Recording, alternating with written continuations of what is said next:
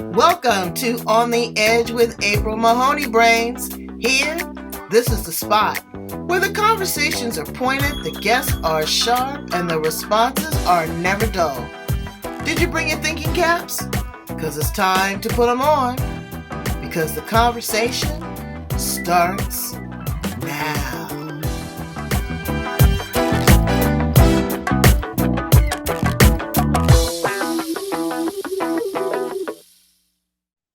Sahaj.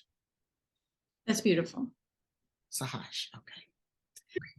You know, the services that I provide people, that I work for people, you know, like the yogic lifestyle, Akashic record. I do these very intensive 6 months courses with people.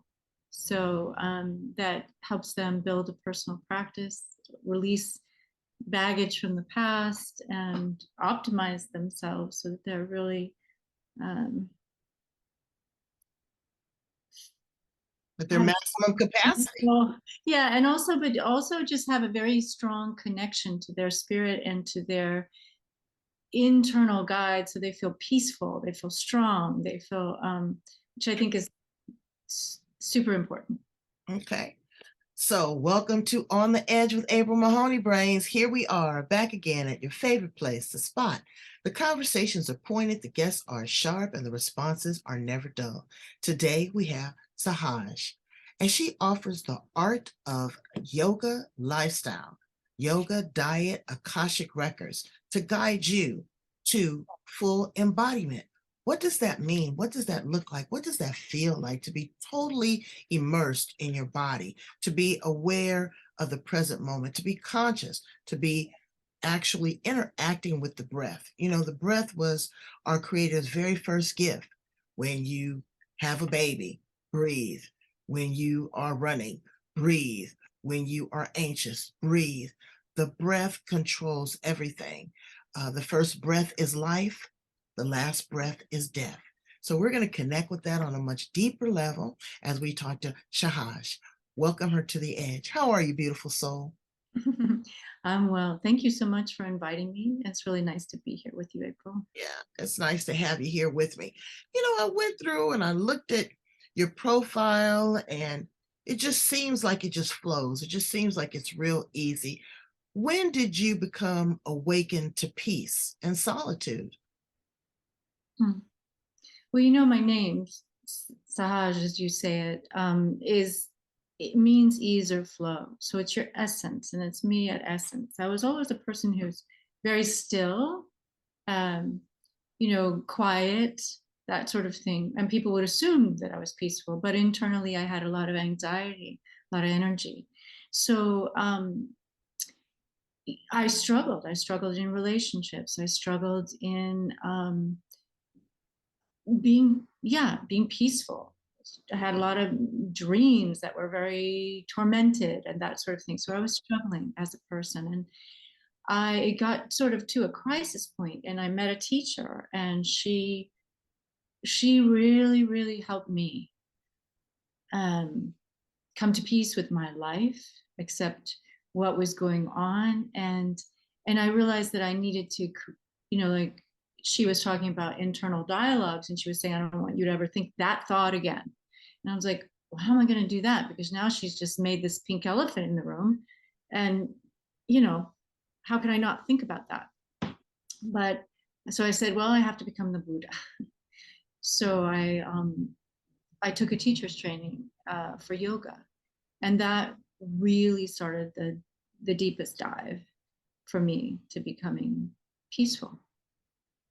So you have this newfound awakening, and solitude and quiet brings you don't realize how much you actually hear when you are silent.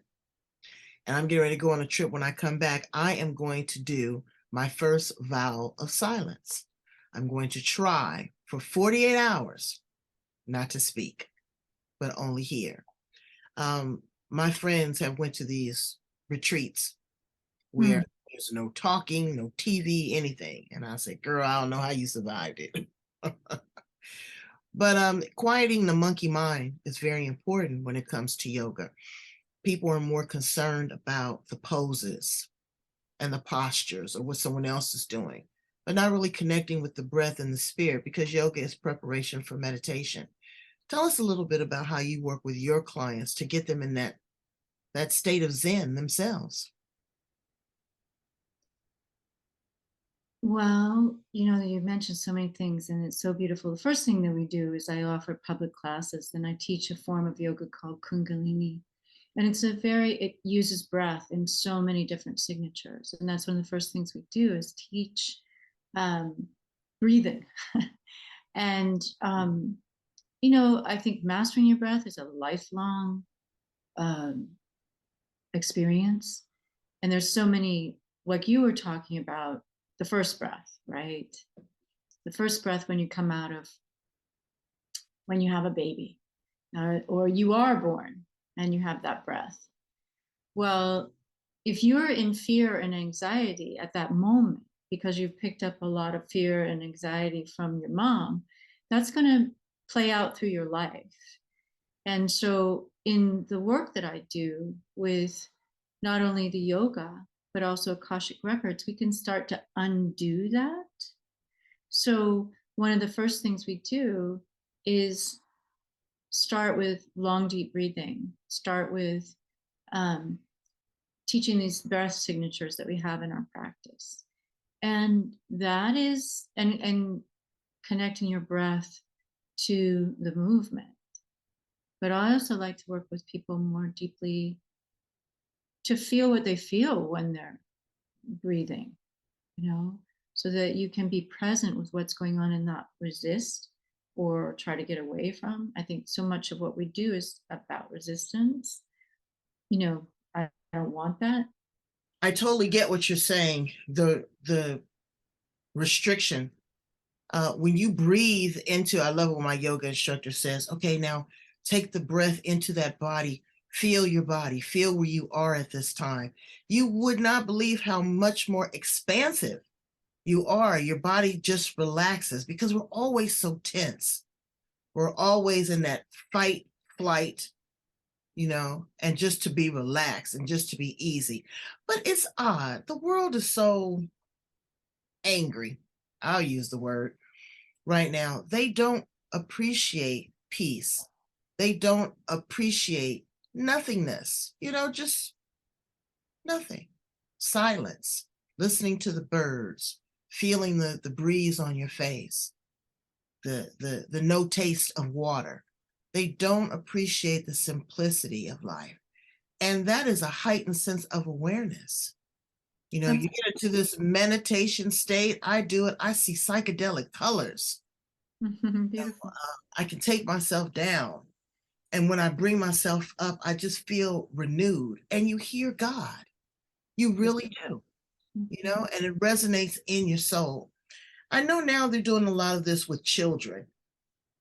Instead of, I was talking to another one of my guests, instead of shaming them, instead of putting them in the corner, making them write standards, they're really teaching them mindfulness. And I think that this is very powerful. Wouldn't you agree, for children as well, to teach them at an early age? Absolutely. It's really essential, actually. I think, particularly now, because there is so much anxiety in the world, there is so much conflict, and children are really feeling that.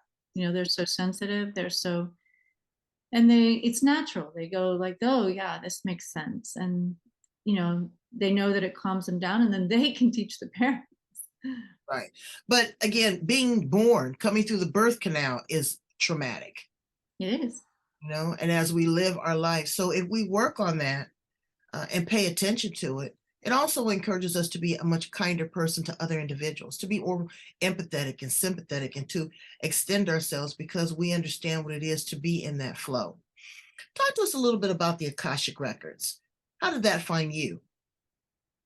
Well, in that story I was describing to you, where I found my teacher, she started working, on a more subtle plane, working with energies that I wasn't even aware of at that time.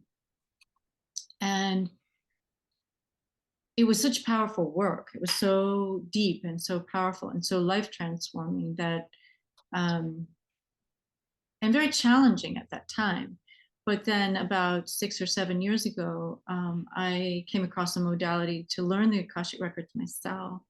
And that's when things really started to change for me, because I could see, how much impact um, a past life or childhood has on the adult person. And that when you get down to the root of it, and release that, it's gone. And then you can use the yoga, the breath, as you're talking about, the mantras, the meditations, um, to put in something really positive. And you can really transform your life into the life that be the person you are on the inside.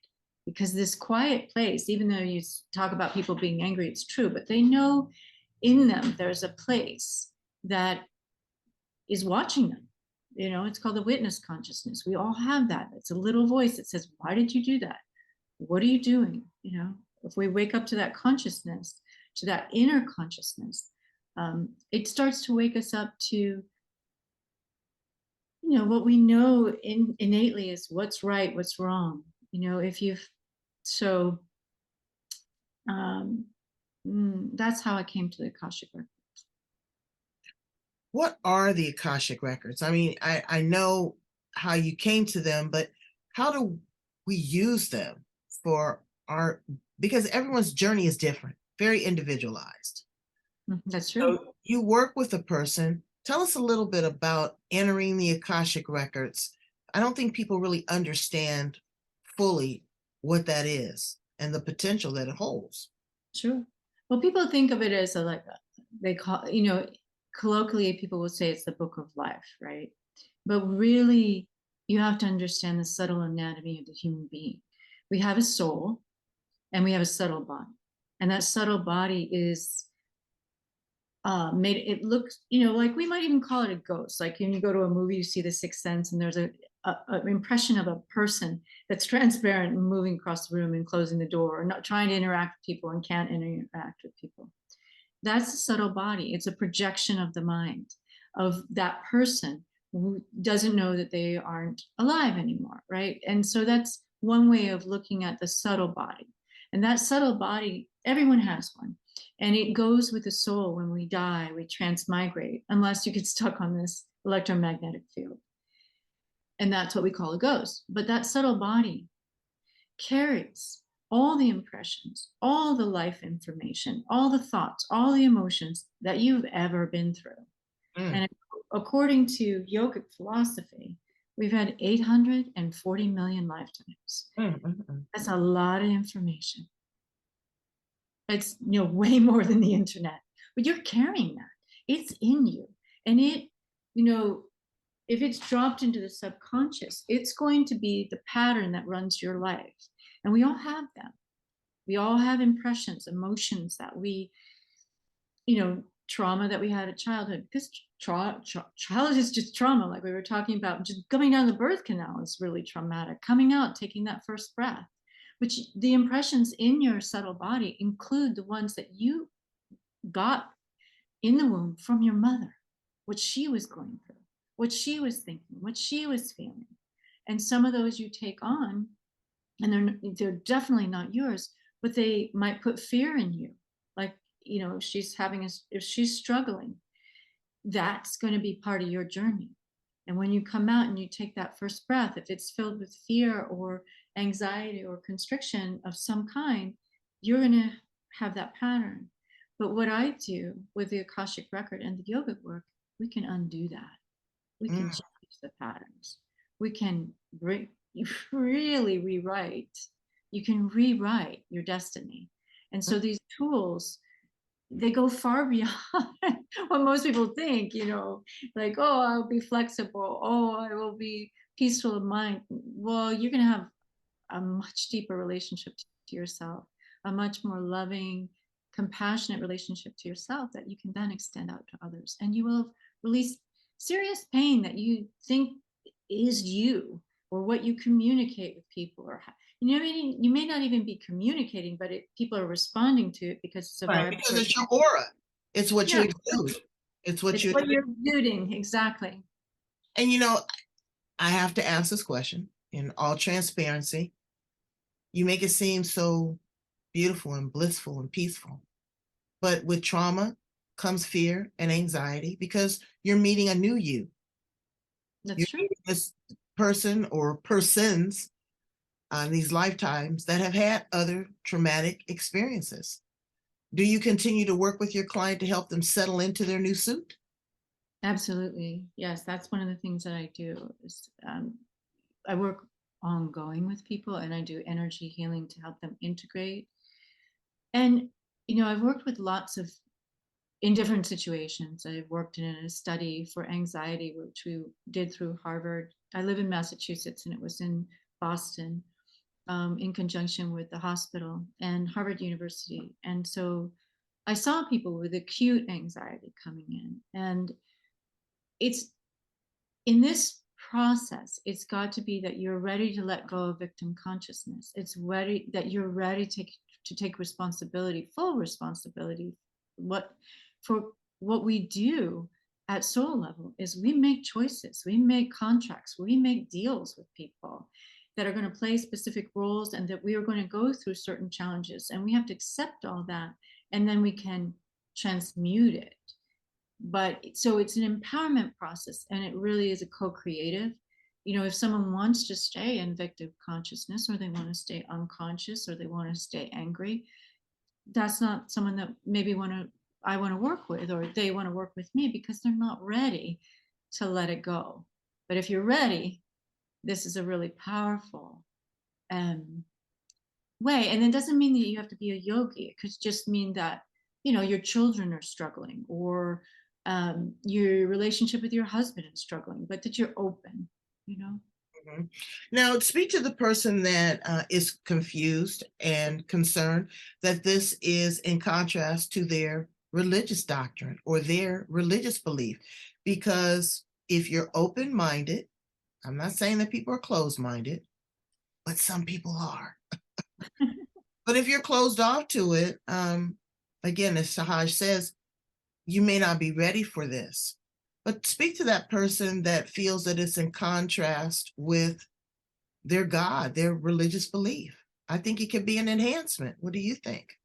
And I definitely think it's an enhancement. I mean, one of the things that you can see in the Akashic record is what spiritual path the person is aligned with. Mm, And that has a big impact on people. I mean, if people are in the wrong religion, or they're born in the wrong religion, or they're coerced, or they have a negative experience, they might choose to be atheistic, or all these things where they create a lot of pain and discord in relationship to their spirituality. Those things can actually be resolved through the Akashic record. Sometimes the things have happened in past life and has created fear and and afraid of pursuing their spiritual life. So those things can be, step by step. It has to be done in a very gentle process. But I work with people who are from all different faiths, and just help them become more aligned, because that's the work that I've called is called soul realignment. So it brings you into that innate original essence of yourself that you might not be in contact, because we have the ability to, through anger, through anxiety, through all these negative emotions that keep us in a kind of heightened state, right. um, pull us away from who we are at at aligned in an aligned, calm place. And it expresses differently in each person. So there's people who are very energetic and are never going to be like Sahaj, because their piece is going to be expressed in a different way. But internally, the way that they relate to their mind and their breath, that that can be beautifully brought into balance. And then you can release the emotional and mental baggage that you've taken on, that you've decided to take on. Those are the things that we release, not so much karma, but your own mental and emotional decisions, and you're A not lot of aware. people, a lot of people use the word karma as a weapon. Oh, karma.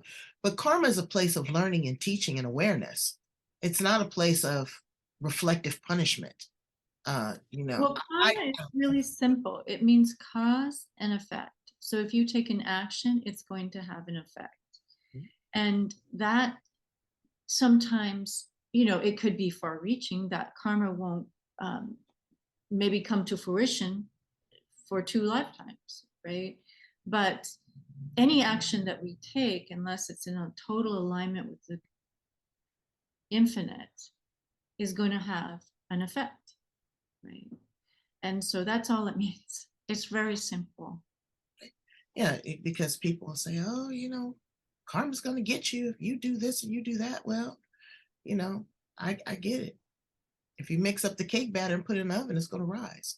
So there's things that fall in alignment with what we do based upon how we act, but also how we react. And that's what I had to come to grips with as I've matured in my life is how you respond to things. Um, give yourself some time, take a few deep breaths, relax, put yourself in another person's situation. Think before you speak, or sometimes not speak at all. You, Yeah, that's very wise. you've been an amazing, amazing guest, and thank you so much for that heightened sense of awareness. I'm going to reflect on this and really kind of take it all in. And you have the most beautiful, the most beautiful soft-spoken voice. I can just see myself in a yoga class with you and you talking us through each movement, each pose. Tell my brains how to get in contact with you. They want to work with you. If you have an online program, how can they get uh, deeper into you? Well, I have a website. It's sahajkaur.com, which is SAHAJKAUR.com. And I have a sign up form there. You can communicate with me there. So that would be the easiest way. And I have a free gift. I have a book that's about raw and cooked food. So introducing people to um, food as a way to enter your yogic lifestyle. And so, if they come to my website, they can sign up for that free gift. And And yeah, leave a comment, ask questions, go deeper, work with her in the Akashic records. You don't know what you don't know, brains. It's like a banana. You can't get to the good stuff until you peel off the skin. So thank you so much for being here on the Edge. Brains, please go in and love, like, share, and subscribe. Again, love, like, share, and subscribe to On the Edge. There's tons of edgy conversations, great people that are really doing the deep dive that have dedicated their work to make this world a better place and you as an individual. Thank you so much, Sahaj. I appreciate you. thank you. Bye, Brains.